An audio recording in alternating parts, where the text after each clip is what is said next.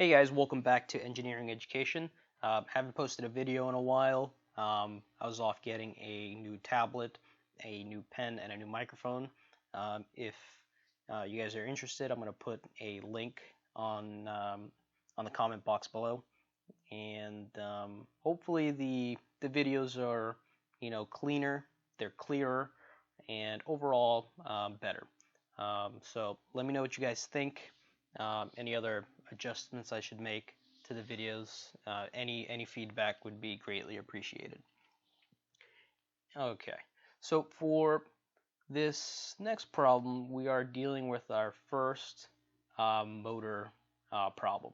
And here we have a three-phase induction motor.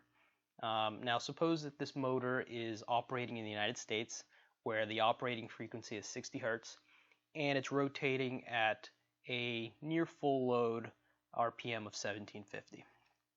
And suppose that we take this motor and we move it from the United States over to the UK, where the operating frequency is not 60 Hertz anymore, but 50 Hertz.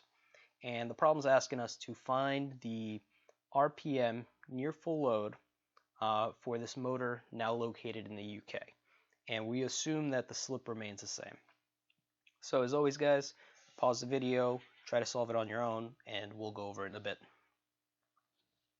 So there are different ways to solve this. The way that I chose to solve it was using the slip equation, and I'll write down the equation and then I'll explain it.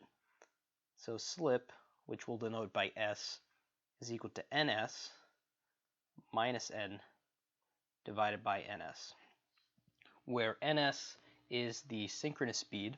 So this is the speed that the magnetic field of the motor rotates at, and N is just the speed that the rotor of the machine rotates at.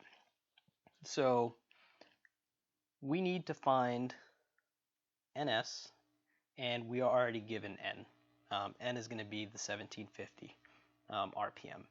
And using that slip, we'll get a certain number, and we can use that slip to find the RPM in the UK. And slip is essentially just the difference between the synchronous speed and the rotor speed expressed as a percentage. So in order to find NS, and I'm going to try to keep my notation here as nice as possible, I'll say NS USA. So RPM, as you guys may be well aware, is equal to 120 times the frequency divided by the number of poles. And in the US, we have the frequency of 60 Hertz, so that's 120 times 60 divided by P, and we are told that the RPM is 1750.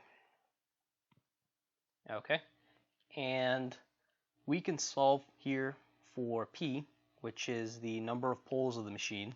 And the thing to keep in mind is that the number of poles of the machine is an inherent property of the machine. So it's going to be the same in the US, it's going to be the same in the UK, it's going to be the same everywhere. So we can solve for P. So we'll just leave it P. And that's roughly 4.11. And you see that it's like, it's a little odd having a fractional pole. So we can say it's roughly equal to 4. So it's a 4-pole machine that's just kind of, it's a little bit out of sync. And we're going to calculate how much out of sync this machine actually is. And so using the number of poles, we can find, well, this wasn't the synchronous speed now that I think about it, it's just N. And so we can find NS of the US using the fact that it's a 4-pole machine. So same formula, 120 times 60, but this time we're going to divide it by the actual poles of the machine, which is 4. And when you do that, you get 1800 RPM. Okay, and the slip is just the difference between the 1750 and the 1800 RPM expressed as a percentage. So we can easily now calculate the slip in the US is equal to the 1800 minus the 1750, which is what the rotor is rotating at, and we divide it by 1800 again. And when you do that, you get 0.0277. So that means that it's about 2.8% out of sync. And so using that 2%, we know that slip remains the same, so we can use the same formula to calculate the rotation or the speed that the rotor rotates at in the UK. And so, going back to the equation above, we can now go US UK is equal to NS UK minus N UK divided by NS UK.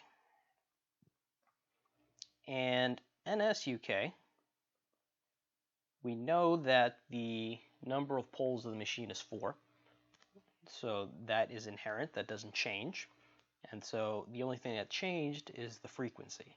So now we have a frequency of 50 divided by the number of poles, 4. And that gives us 1500 RPM. And so now we have the slip, we have the rotation, the synchronous speed of the motor in the UK, and then we can solve for this last quantity here. This is what we're solving for. Okay, and so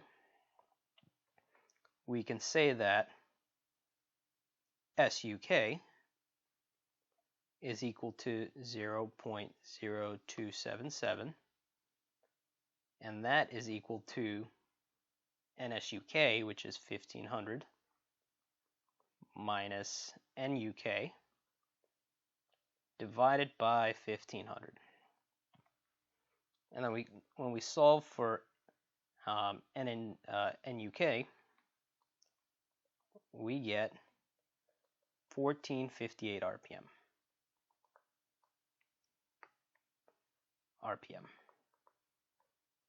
And that is the answer that we get. So, did you guys get that? Let me know in the comments below. And until then, enjoy engineering.